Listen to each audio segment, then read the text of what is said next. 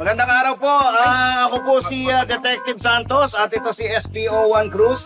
Nandito po kami para mag-imbestiga dun sa nangyaring krimen dito kahapon. Alam nyo naman siguro na may nangyaring krimen dito kahapon, di ba? Opo. Nandito kami para... Sige, mag-ready ka ng pagkuha ng mga statement. Kukuha kami ng statement sa mga naka-witness nung pangyayari kahapon. Sino ba sa inyo naka-witness? Ay, sir! Okay, sige. Ano nakita mo? Kitang-kita ko nung pinatay yung biktima, sir eh. Oh. Tinulungan ko pa eh. Tapos ay pagsuntukan ako dun sa killer. Oh. Kagawan pa kami ng baril. Oh? Eh kaya lang natalo ako kasi lakas eh. Talaga? Malakas? Napagsuntukan ka? Oo. Kailan nga nangyari to? Kahapon, sir. Kahapon? Okay, sige, salamat. Thank you. SPO1, pakibura mo na yung statement ng tindera ng bola-bola. Sige, tanggalin mo na yan. Di natin kailangan. Teka lang, sir. Oh, Paano niyo naman nalaman na tindero siya ng bola-bola? di ba tinanong ko kung kailan nangyari yung krimen? Sabi niya, kahapon daw. Kanina lang nangyari. Binobola lang tayo to. Tindero ng bola-bola to. Ha? Okay, sige. Sino pa?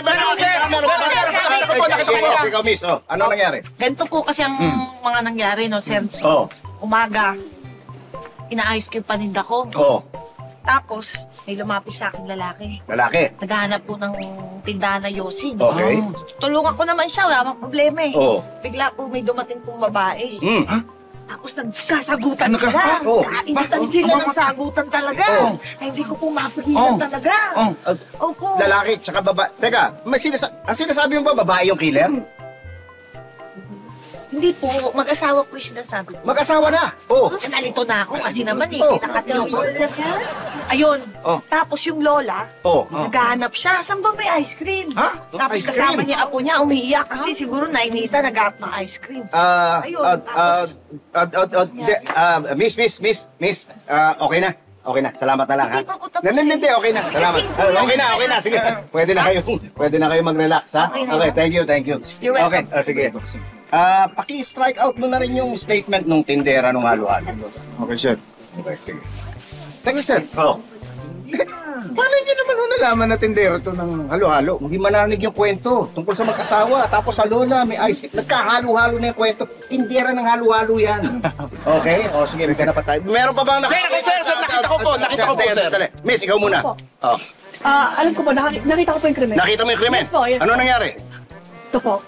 Nagsimula na gumising ako kaninang umaga. Ang ganda ng aking gising dahil mahaba ang aking tulog kagabi. Kaya punong-puno ng pag-asa na isa na namang araw ang aking kakaharapin. May ngiti sa aking mga labi. Habang inaayos ko ang aking mga paninda na pinagkukunan ng aking pantustos sa aking pamilya. Okay. Miss, salamat. Kumusta na sa pamilya mo ha? Okay na. Maraming salamat ha. Thank you.